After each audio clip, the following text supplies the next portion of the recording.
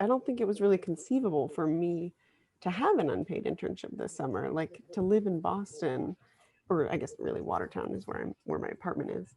It's not it wouldn't have worked. I wouldn't have been able to take the opportunity because it's just so expensive to live there. I would have had to live at home, and it just would not have been possible at all on both sides. ICER would have felt uncomfortable, and I would have been, basically homeless. So I am convinced that the existence of that stipend is pivotal.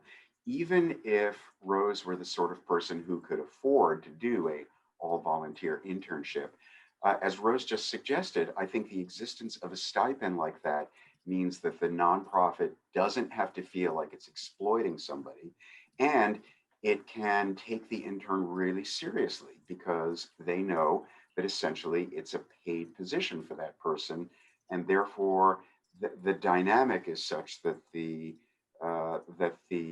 nonprofit really has every motivation to take their intern very seriously as a member of their team, and it's obvious that ICER is doing yeah, no, they're like every day at ICER, I'm having these moments of like, why are you listening to the feedback that I have to contribute? Because I'm, a 19-year-old rising sophomore in college, and I'm not, a quarter as smart as all these people.